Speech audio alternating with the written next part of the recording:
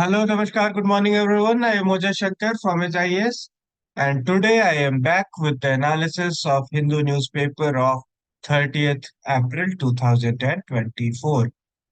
तो आज के न्यूज़पेपर का हम लोग एनालिसिस करेंगे, कुछ इंपॉर्टेंट आर्टिकल्स को देखेंगे और देखेंगे कि कैसे इन आर्टिकल्स की मदद से हम लोग अपनी यूपीएससी जर्नी को सप्लीमेंट कर सकते हैं। ओके, तो आज चार आर्टिकल्स मैंने चूज किए हैं। इनमें से पहला आर्टिकल है, why is Venice charging an entry fee for tourist. मतलब जो वेनिस कंट्री है यूरोप में, इटली में, वेनिस जो है वो इटली में पड़ता है, जो कि यूरोपियन कॉन्टिनेंट का एक हिस्सा है। वहां पे क्यों चार्ज किया जा रहा है टूरिस्ट से, ये पहला आर्टिकल होगा आज का। दूसरा आर्टिकल है हमारा, why are unclassed forest missing. ये जो अनक्लास्ड फॉरेस्ट है वो गवर्नमेंट रिकॉर्ड्स में मिसिंग क्यों है, वो कहाँ गायब है, क्या इश्यूज है उनके साथ, इसके बारे में हम लोग डिस्कशन करेंगे। तीसरा आर्टिकल हमारा होगा, the rising share of personal income tax and indirect tax is a concern. ये क्यों कंसर्न है, क्या कंसर्न है, टैक्सेशन कैसे होता है, क्या होता है, कॉर्पोरेट टैक्स क्या है, डायरेक्ट टैक्स क्या है, इनडायरेक्ट टैक्स क्या है, इस सब के बारे में हम लोग यहाँ पे डिस्कशन करेंगे। और लास्ट आर्टिकल होगा, एलिफेंट कॉरिडोर के बारे में, ह्यूमन वाइल्ड लाइफ कॉन्फ्लिक्ट से रिलेटेड। ओके, तो इन चारों चीजों पे हम लोग अभी डिस्कशन करेंगे अगले कुछ मिनटों। तो चलिए पहले आर्टिकल से स्टार्ट करते हैं कि जो वेनिस है इटली में, वो टूरिस्ट से पैसे क्यों चार्ज कर रहा है। ऐसा, ऐसी कौन सी आफत आ गई, कौन सी विपदा आ गई कि वेनिस को टूरिस्ट से पैसे लेने पड़ रहे हैं। तो सबसे पहले हम लोगों को ये जानना पड़ेगा ना कि वेनिस ऐसा है क्या। ये देखिए, ये तस्वीर आपको दिख रही है, दोनों तरफ ऐसे शहर बसा हुआ है और ये बीच से नदी, ये है वेनिस। ऐसे वहां पे ना इसी तरीके की बोट चलती है पब्लिक ट्रांसपोर्ट के लिए, और दुनिया की one of the most beautiful cities में से एक माना जाता है। आपने एक बुक का नाम अगर सुना हो विलियम शेक्सपियर की, उस बुक का नाम था merchant of Venice. Merchant of Venice, ये बहुत बड़ा एक ट्रेड हब हुआ करता था वेनिस, और उसी के बेसिस पे ये बुक लिखी थी विलियम शेक्सपियर ने, मर्चेंट ऑफ वेनिस। आप सोच सकते हैं ये शहर कितना पुराना है, कितना खूबसूरत है। ये शहर प्यारा है, खूबसूरत है, वो तो समझ गए, पर है कहाँ। ये यूरोप है, और इस यूरोप में ये जो देश है, इस देश का नाम है इटली। और इस इटली के यहाँ नॉर्दर्न हिस्से में, ये आपको नजर आ रहा है ना यहाँ पे, यही है आपका वेनिस। ये समंदर के किनारे है, नदियों का एक अच्छा खासा चैनल है यहाँ पे, इसी के चलते यहाँ पे इस तरीके से नाव चलती। ओके, अब इस शहर में प्रॉब्लम क्या हुई, और एक वर्ल्ड हेरिटेज साइट, अब इस शहर में प्रॉब्लम क्या हुई। अब देखिए, शहर नदी के किनारे है, ये नदी बह रही है, अलग अलग कैनल्स आ रहे हैं, शहर यही बसा हुआ है, ये पूरा शहर बसा हुआ है, यही खूबसूरती है वहां की, लोग इसीलिए घूमने आते हैं। अब जब नदियों का लेवल बढ़ने लगा, शहर तो काफी पुराना है ना, 1000 साल पुराना ऑलमोस्ट। अब जब नदियों का लेवल बढ़ने लगा तो शहर में पानी घुस रहा है। और एक तो प्रॉब्लम ये हुई पहली, दूसरी प्रॉब्लम है टूरिस्ट। इतने ज्यादा टूरिस्ट आने लगे यहाँ पे जब से ये इंटरनेट और ये सब डेवलप हुआ, लोग ज्यादा से ज्यादा रील्स और ये सब देखने लगे, और वहां पे और ज्यादा टूरिस्ट पहुंचने लगे। और ये टूरिस्ट का फुटफॉल इतना ज्यादा हो गया कि ये शहर की जो एक कैपेसिटी थी, कैरिंग कैपेसिटी, उससे कहीं ज्यादा टूरिस्ट वहां पहुंच गए। इस चीज के चलते ये शहर उतना मतलब कर ही नहीं सकता। जैसे अब हमारे यहाँ भारत में प्रॉब्लम है लद्दाख में, या पहाड़ों में, हिमाचल उत्तराखंड में, जब से ये रील कल्चर कल्चर बढ़ा, केदारनाथ लोग जा रहे हैं बहुत ज्यादा, अलग अलग जगहों पे घूमने जा रहे हैं। क्यों जा रहे हैं भाई, तो वहां जाके रील बनाएंगे, रील देख के इन्फ्लुएंस होके जा रहे हैं। इससे फायदा भी है, टूरिज्म बढ़ रहा है, बट वो टूरिज्म सस्टेनेबल होना चाहिए। अगर वो अनसस्टेनेबल टूरिज्म है, अगर वहां पे सही तरीके से चीजें मैनेज नहीं हो पा रही है, टूरिस्ट जाके वहां की इकोसिस्टम को अगर बर्बाद कर रहे हैं, खराब कर रहे हैं, तो वो तो उस जगह की लॉन्ग रन के लिए प्रॉब्लमेटिक चीज हो जाएगी। And same thing has been done with Venice.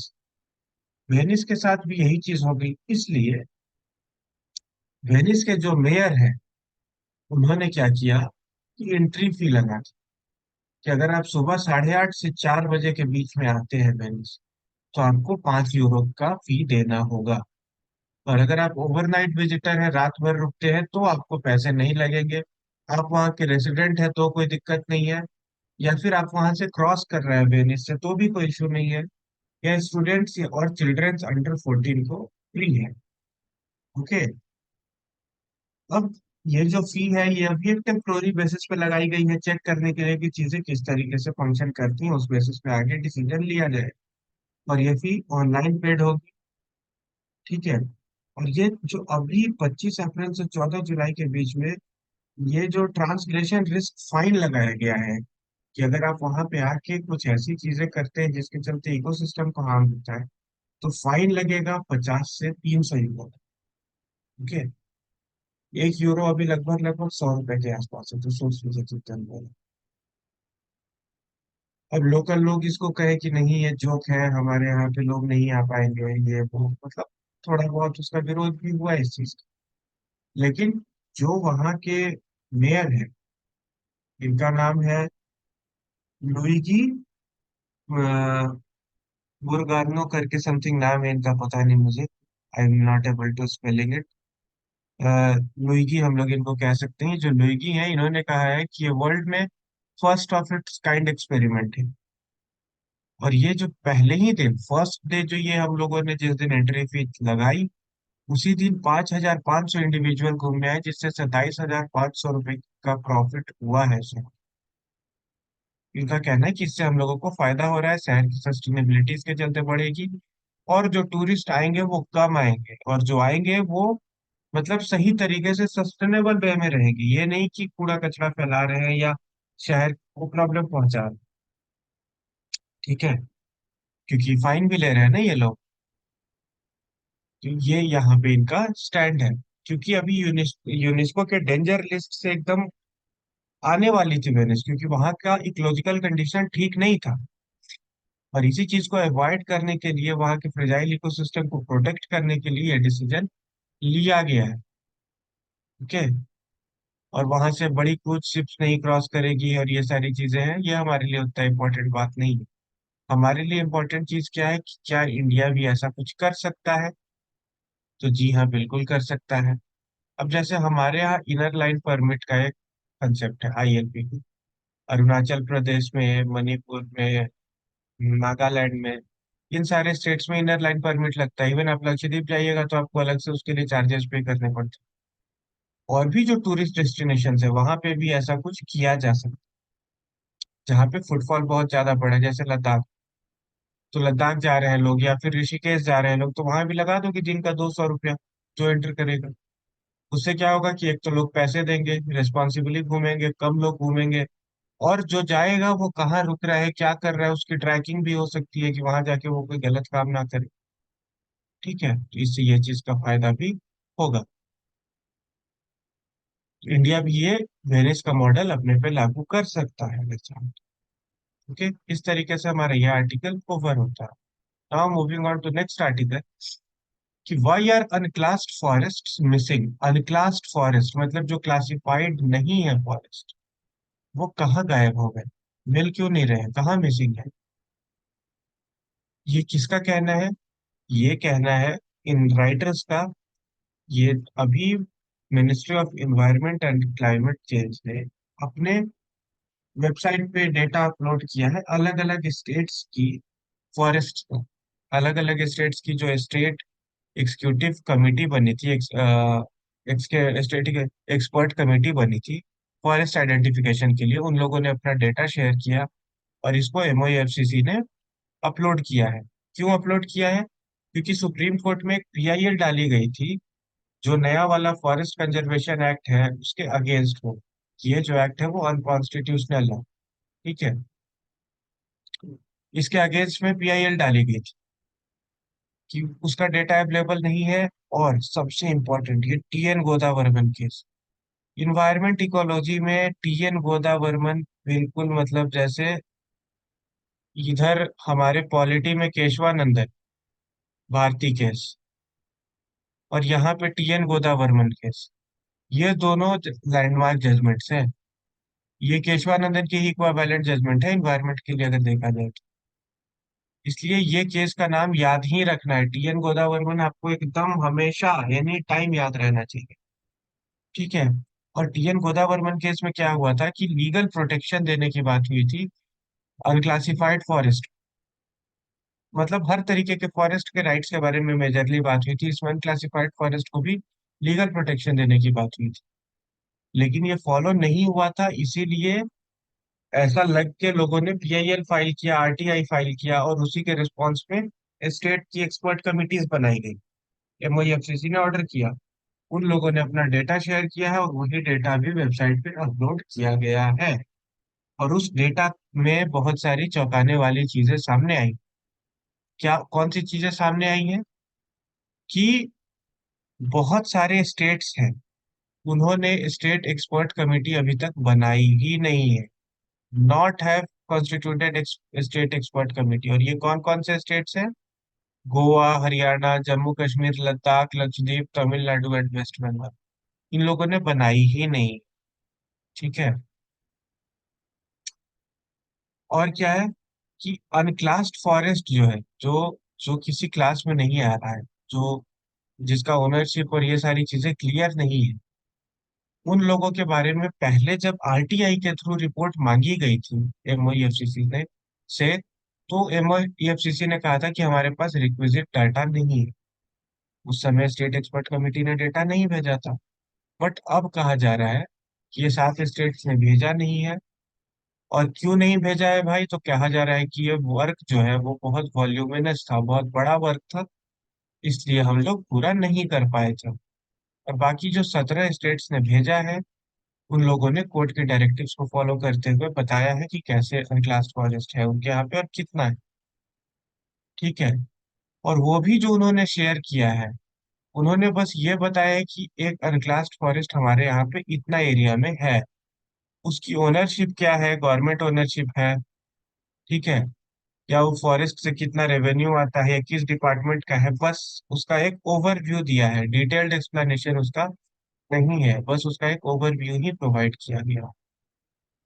किसी स्टेट ने उसका ज्योग्राफिकल लोकेशन, उसमें कौन से जानवर है, कौन से पेड़ है, उनकी कैनोपी डेंसिटी क्या है, ये सारी चीजें प्रोवाइड नहीं की है।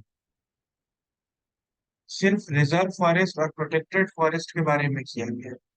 अनक्लासिफाइड फॉरेस्ट जो है, इसको इन लोगों ने इग्नोर किया है। इसीलिए कहा जा रहा है कि अनक्लासिफाइड फॉरेस्ट कहाँ मिसिंग है, कहाँ गायब है अनक्लासिफाइड फॉरेस्ट।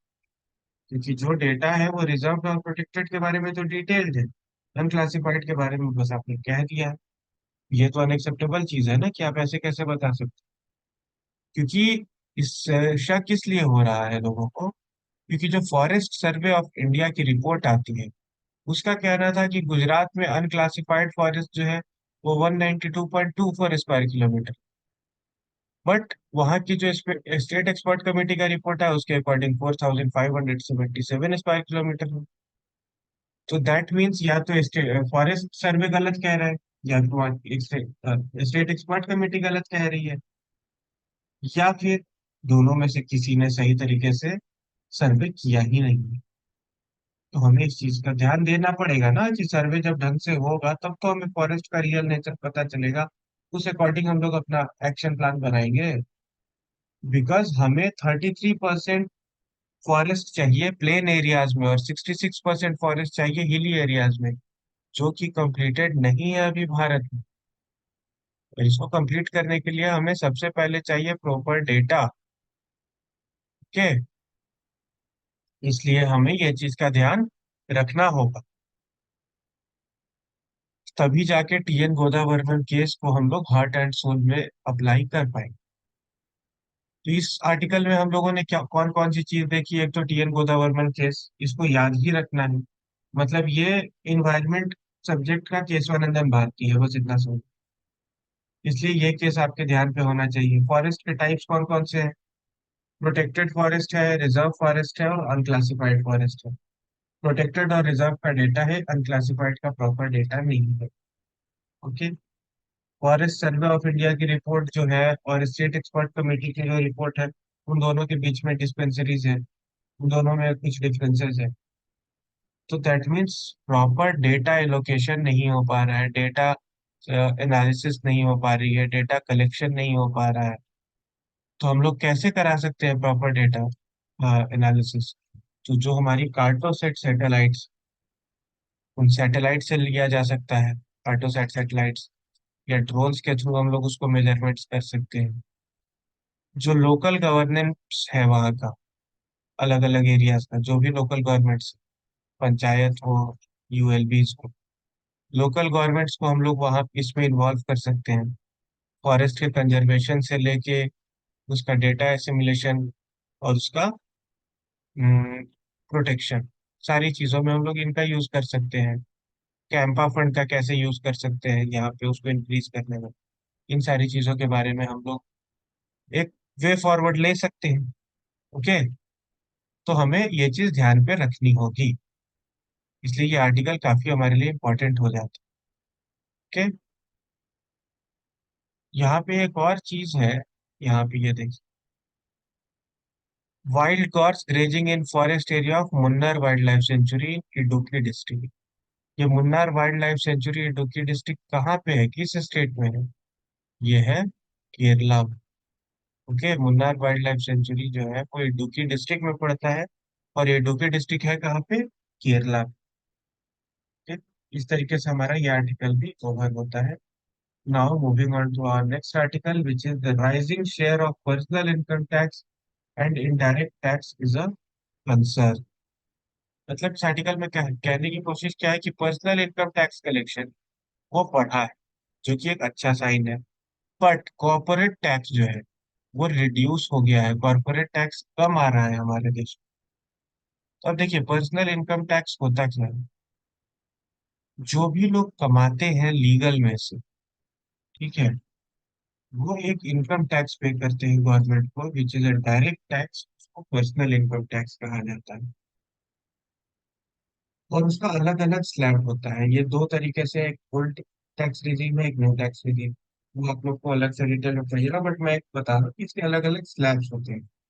फॉर एग्जाम्पल, अगर किसी की कमाई 0 रुपए से लेके 5 लाख रुपए तक, तो वो नॉन टैक्स रहेगा, उस पर कोई टैक्स नहीं लगेगा। अगर किसी की कमाई 5 से 10 लाख के बीच में है, तो मान लीजिए कि उस पर 10% टैक्स लग रहा है। 10 से 15 है तो उस पर 20% लगेगा। 15 से 20 है तो उस पर 30% लगेगा। इस तरीके से करके एक स्लैब्स बने हुए हैं टैक्सेशन। ठीक है, ये स्लैब्स बने हुए हैं टैक्सेशन, और यही होता है पर्सनल इनकम टैक्स। जो पर्सनल इनकम पे आप पे करें उसको पर्सनल इनकम टैक्स कहा जाता है। और अभी ये पर्सनल इनकम टैक्स का जो कैप है वो इंक्रीज हुआ है, वो बढ़ा है, which is a good symbol. But जो कॉर्पोरेट टैक्स होता है, कॉर्पोरेट टैक्स क्या होता है? जो कॉर्पोरेट कंपनियों से लिया जाता है, उनकी ओवरऑल जो टर्नओवर होता है, उसमें जो प्रॉफिट होता है, उस पर मान लीजिए कि 25% टैक्स लिया जा रहा है, उसको कहते हैं कॉर्पोरेट टैक्स। ठीक। और ये कॉर्पोरेट टैक्स जो है वो थोड़ा सा रिड्यूस हुआ है, उसमें एक स्लाइट डिक्रीज आया है। अब इससे प्रॉब्लम क्या है? इससे प्रॉब्लम ये है कि जो आपके यहाँ डायरेक्ट टैक्स पे करते हैं लोग, दो तरीके का। अब देखिए, टैक्सेशन दो तरीके, टैक्स दो तरीके का है। एक है डायरेक्ट, एक है इनडायरेक्ट। डायरेक्ट टैक्स में क्या आ गया? आपका इनकम टैक्स आ गया, जिसके बारे में अभी हमने डिस्कस किया। और क्या आ गया? कॉर्पोरेट टैक्स आ गया। ठीक है, ये सब डायरेक्ट टैक्सेस है। डायरेक्ट आप कमा रहे हो, डायरेक्ट गवर्नमेंट को दोगे। और दूसरा होता है इनडायरेक्ट टैक्स, इसमें आ जाता है आपका जैसे जीएसटी। आपने एक बिस्किट का पैकेट खरीदा, ठीक है, फॉर एग्जाम्पल XYZ बिस्किट लिया आपने, इस पे पकड़ लीजिए कि 10% जीएसटी लग रहा है। अब ये 10%, आपने 10 रुपए का बिस्किट खरीदा था, 1 रुपए इस पर टैक्स लग रहा है। ये 1 रुपए गवर्नमेंट के पास जाएंगे, फिर गवर्नमेंट इसको अपने पास ले लेगी। तो पहले ये कंपनी, कंपनी का जो गवर्नमेंट, तो ये कोई सामान खरीदने पे जब आपको टैक्स पे करना पड़ता है तो वो इनडायरेक्ट टैक्स होता है। तो वो जो इनडायरेक्ट टैक्स होता है वो हर एक इंसान के लिए बराबर है। फॉर एग्जाम्पल देखिए, मान लीजिए हमारे आपके जैसे लोग अगर एक बिस्किट का पैकेट खरीदते हैं 10 रुपए, या मान लीजिए कि हम लोग एक कार खरीदते हैं या एक लैपटॉप खरीदते हैं, उसमें 18% टैक्स लगे। एक लैपटॉप पे 18% टैक्स लगे। तो पकड़ लीजिए कि 10 के टैक्स हमने एक लैपटॉप पे पे किए। ठीक। 10,000 रुपये पे किए। अब सेम लैपटॉप मान लीजिए कि अंबानी जी खरीदते हैं, मुकेश अंबानी जी खरीदते, उस पे भी 10,000 रुपये ही टैक्स लगे। तो हमारे लिए तो 10,000 एक बड़ा अमाउंट हो सकता है, बट अंबानी के लिए 10,000 क्या एक बहुत बड़ा अमाउंट है? नहीं है। मतलब ये जो इनडायरेक्ट टैक्स है, ये काइंड ऑफ रिग्रेसिव टैक्स, ये एक रिग्रेसिव टैक्सेशन है। ये आपकी इनकम के साथ बढ़ता नहीं है। ये आप जो सामान खरीदते हैं उस बेसिस पे ये कांस्टेंट रहता है। ये अपने स्लैब को मेंटेन करता है। इसलिए इसको रिग्रेसिव टैक्स कहते हैं। और जैसा कि हमने इनकम टैक्स में बताया था कि वो अलग अलग स्लैब्स में चलता है, कि आपकी कमाई जितनी है उतना ज्यादा आपको टैक्स पे करना पड़ेगा। इसलिए वो जो है वो प्रोग्रेसिव टैक्स। ठीक है। तो इस तरीके से हम लोगों को ये चीज समझनी है यहाँ पे कि टैक्सेशन के दो तरीके हो गए, एक डायरेक्ट एक इनडायरेक्ट। ठीक है। इनडायरेक्ट में पर्सनल इनकम टैक्स नहीं आता है, इनडायरेक्ट में क्या आता है? जीएसटी आता है। और डायरेक्ट में क्या आता है? इनकम टैक्स और कॉर्पोरेट टैक्स। और यही जो कॉर्पोरेट टैक्स, वो कॉर्पोरेट टैक्स ही रिड्यूस हुआ है स्लाइटली। मतलब गवर्नमेंट जो है वो कॉर्पोरेट से टैक्स कम कलेक्ट कर रही है या कर पा रही है, जो भी कारण, उसमें बहुत सारी टैक्स सब्सिडीज भी है, उसके चलते भी हो रहा होगा। ठीक है। तो ये चीज जो है वो हमारी इकोनॉमी के लिए लॉन्ग टर्म में नुकसानदायक हो सकता है। क्यों? क्योंकि एक जब रिग्रेसिव टैक्सेशन ज्यादा होगा, लोगों की कमाई पे ज्यादा टैक्स पे करना। अगर कोई आदमी की इनकम मान लीजिए कि 10 लाख रुपए है साल की, और उसने अगर उसमें 20% टैक्स पे कर दिया, 2 लाख तो उसने पहले ही टैक्स पे कर दिया।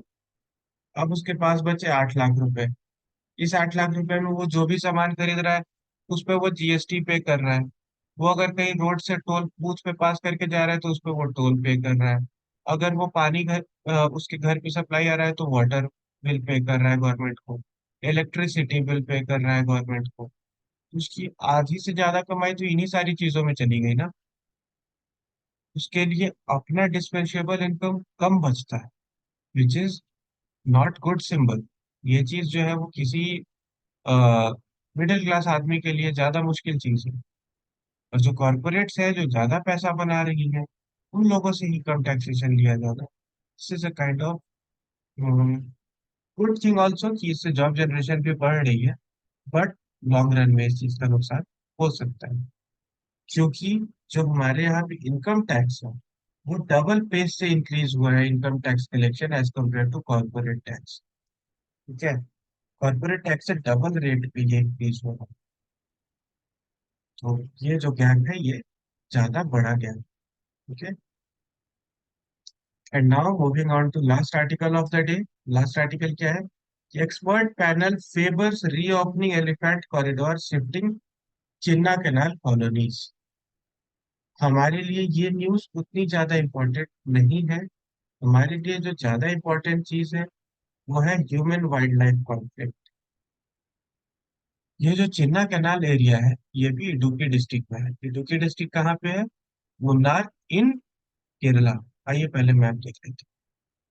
ये साउथर्न इंडियन पार्ट है इंडिया का, उसमें ये जो केरला का स्टेट है, इसमें यहाँ पे मुन्नार डिस्ट्रिक्ट पड़ता है। ये काफी खूबसूरत, बहुत ब्यूटीफुल। ठीक है। बहुत खूबसूरत जगह है। और केरला को तो वैसे भी गॉड्स ओन लैंड कहा जाता है। खूबसूरती तो वहाँ वैसे भी है, नीलगिरी हिल्स है, नवलाई हिल्स, बहुत सारा खूबसूरत इलाका है वहाँ पे। बहुत बहुत अच्छा फ्लोरा फाउना भी है उधर। तो उसी के बीच में ये एक चिन्ना कैनाल का एरिया पड़ता है, जो कि एक एलिफेंट कॉरिडोर है। एलिफेंट कॉरिडोर क्या है? अब मान लीजिए कि यहाँ पे एक जंगल है, दूसरा जंगल यहाँ पे है। तो ऐसा तो है नहीं ना कि हाथी जो है, एलिफेंट जो है, वो सिर्फ इसी जंगल में रह लेंगे, वो कभी इस जंगल में जाना नहीं चाहेंगे। वो लोग भी तो घूमेंगे ना। तो वो यहाँ से यहाँ अगर घूमते हुए जाते हैं, तो जिस एरिया के थ्रू जाते हैं, उस एरिया को कहा जाता है एलिफेंट कॉरिडोर। उसको एलिफेंट कॉरिडोर कहा जाता है। ओके। और ये जो एलिफेंट कॉरिडोर था वो चिन्ना कैनाल एरिया में भी था, इडुक्की डिस्ट्रिक्ट की, क्योंकि इडुक्की डिस्ट्रिक्ट जो है वहाँ भी बहुत सारा फ्लोरा फाउना पाया जाता है। और उसको ओपन करने की बात की गई है कि भाई वो ठीक है, वहां पे एलिफेंट वहां से आया जाए, इस चीज के लिए आप बात कीजिए। ठीक है। क्यों? क्योंकि पहले क्या हो रहा था कि उस इलाके में ह्यूमन वाइल्ड लाइफ कॉन्फ्लिक्ट बहुत ज्यादा हो रही थी।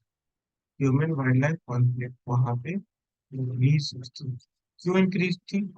कि पहला, एलिफेंट जिस रास्ते से जाते आते थे, एलिफेंट जिस रास्ते से जाते आते थे, उस रास्ते पे कार्स, कंस्ट्रक्शन, रोड बनना, वहां से बड़ी बड़ी कार्स का और ये सारी चीजों का जाना, एक तो ये उनके लिए डिस्टरबेंस क्रिएट करता है, पहली चीज। दूसरी चीज, जो टस्कर्स थे, उनके चलते एक रिपीटेड अटैक, बहुत ज्यादा अटैक। जैसे आपने नाम सुना होगा एक वीरप्पन। वीरप्पन जो था, वो भी एक, मतलब उसको एक तरीके का डाकू ही कहते थे ना। वो केरला, कर्नाटका, तमिलनाडु के एरिया में, ये जो साउथर्न एरियाज है, यहाँ पे चंदन की लकड़ियों का व्यापार करता था। और उसके चक्कर में उसने बहुत लोगों को मारा। वो भी एक काइंड ऑफ टस्कर था। वैसे ही कई सारे टस्कर्स यहाँ है जो हाथी के टस्क को, दांत को बेचते हैं। क्योंकि हाथी के जो दांत होते हैं वो बहुत महंगे बिकते हैं। वो कॉस्मेटिक प्रोडक्ट से लेके, ब्यूटी प्रोडक्ट से लेके, बहुत सारे डेकोरेटिव आइटम्स के तौर पे भी लोग यूज करते हैं हाथी के दांत। ठीक है। तो उसका जो डिमांड है ना मार्केट, वो हाई है, और उसको बेचने के लिए ब्लैक मार्केट में, और उसके लिए टस्कर जो है वो एलिफेंट को मार देते हैं। तो इन लोगों को भी रोकना जरूरी है, ये भी एक ह्यूमन वाइल्ड लाइफ कॉन्फ्लिक्ट का बहुत बड़ा रीजन है। ओके। अब ये सीरीज आई है पोचर्स, पोचर्स नाम से। ये जो सीरीज है ना, ये इन्हीं टस्कर्स के ऊपर, और ये ह्यूमन वाइल्ड लाइफ कॉन्फ्लिक्ट को बहुत अच्छे से दिखाएगी। पोचिंग को बहुत अच्छे से दिखाएगी कि कैसे ये लोग पोचिंग करते हैं, जानवरों को मार के उनके दांत चुराना, उनका खाल चुराना, खाल मतलब उनका स्किन चोरी करना, ये सब किस तरीके से होता है उसमें काफी अच्छे से बताएंगे। अगर कभी टाइम मिले तो ये वेब सीरीज भी आप लोग देख सकते हैं। ओके। इस चीज के चलते था, बट अभी इस पे रोक लगाया गया है और गवर्नमेंट ने अलाउ किया है। और कहा है कि यहाँ पे इसके प्रोटेक्शन के लिए आप लोग सोलर फेंसिंग कर सकते हैं, मतलब जो वो एरिया है उसके आसपास सोलर फेंस लगाया जा सकता है। और राशन शॉप जो है उसके आसपास भी आप सोलर फेंसिंग कर सकते हैं, ताकि वहां पे एनिमल्स, अगर हाथी वाथी घुसे तो लोगों को नुकसान ना हो। और हाथी एक बार दो बार जाएंगे, उसके बाद उनको भी समझ में आ जाएगा कि इस इलाके में नहीं जाना है। फिर एक क्लोज ऑब्जर्वेशन होना चाहिए टस्कर्स के ऊपर।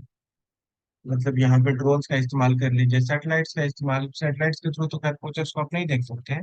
ड्रोन्स हो गया, कैमरास हो गए, प्रॉपर सर्विलियंस होना चाहिए, प्रॉपर पेट्रोलिंग होनी चाहिए, फॉरेस्ट गार्ड्स का जो है स्पेशल रिक्रूटमेंट, स्पेशल ट्रेनिंग करनी पड़ेगी, उनकी कैपेसिटी बिल्डिंग करनी होगी, वो बेहतर तरीके से उस इलाके में फंक्शन कर सके, लोकल लोगों की मदद लेनी होगी, ये सारी चीजें करनी होगी to improve the situation of the area. Okay. ये कर सकते हैं हम लोग। और अगर कोई पकड़ा जाता है, कोई इंसान कोचिंग में, तो उसको जो भी सजा है वो फास्ट ट्रैक तरीके से दिलवा सकते हैं, तब जाके इस पर और अच्छे से रोक लग सकती है। ओके। और इन लोगों को, अगर कोई जानवर गलती से घुस भी जाता है तो उसको मारना नहीं चाहिए, उसको फिर से वापस अपने नेचुरल हैबिटेट में ले जाके छोड़ देना चाहिए, ताकि वो जानवर जो है, क्योंकि हैबिटेट के लिए सबसे इम्पोर्टेंट है ना। जो एलिफेंट्स है, खास करके एलिफेंट जो है वो सबसे ज्यादा इम्पोर्टेंट पूरे इकोसिस्टम के लिए, हर एक जानवरों में से। ठीक है। अब क्यों बहुत ज्यादा इम्पोर्टेंट है, एक बार इसको मैं आपको समझाता हूँ। जो एलिफेंट्स होते हैं, कहा जाता है कि हाथियों ने ही जंगल बनाया है। क्यों बनाया है? क्योंकि हाथी एक जगह से कुछ खाए हैं, अगर हाथियों ने एक जगह से कुछ खाया, उसके बाद वो बहुत लंबा चलते हैं, बहुत दूर दूर तक हाथी ट्रैवल करते हैं। अब वो पूरे रास्ते में कहीं पे भी जाएंगे तो वहां पे वो अपना स्टूल पास करेंगे। उसमें जो सीड्स होते हैं या बहुत सारे केमिकल्स होते हैं जो वहां पे पेड़ पौधों को उगने में मदद करते हैं। और इसी के चलते कहा जाता है कि हाथियों ने ही जंगल को बनाया है। ठीक है। इस चीज के चलते हाथियों का प्रोटेक्शन बहुत इंपॉर्टेंट है। इस रोज मॉनिटरिंग रखनी पड़ेगी, उनकी जेनेटिक वाइबिलिटी को मेंटेन करना पड़ेगा, तब जाके वो सस्टेनेबली रह पाएंगे। और हमारे यहाँ तो इसीलिए एलिफेंट्स को एक मतलब रिलीजियस डोमिनेशन भी है। उनको हमारे यहाँ पे हाथियों की पूजा भी की जाती है। इवन बहुत सारे रिलीजियस फंक्शंस में, रिलीजियस सेरेमनीज में एलिफेंट्स का होना कंपलसरी है। ठीक है, तो एलिफेंट्स का बहुत बड़ा सिग्निफिकेंस, इसलिए हमें ह्यूमन वाइल्ड लाइफ कॉन्फ्लिक्ट को अच्छे से समझना होगा, बिकॉज यूपीएससी सिविल सर्विसेज में ये बहुत इंपॉर्टेंट टॉपिक हो जाता है, human wild life conflict. I hope इस आर्टिकल से आपको कुछ अच्छे इनपुट्स मिले होंगे। इस तरीके से हमारा आज का सेशन ओवर होता है। अगर आपको सेशन अच्छा लगा हो तो आप कमेंट सेक्शन में बता सकते हैं। कोई सजेशन देना हो तो वो भी कमेंट सेक्शन में आप बता सकते हैं। कल फिर इसी टाइम पे आपके साथ अ, कल के न्यूज़पेपर के डिस्कशन के साथ मिलूंगा। अभी के लिए have a great day, signing out, Ojas Shankar.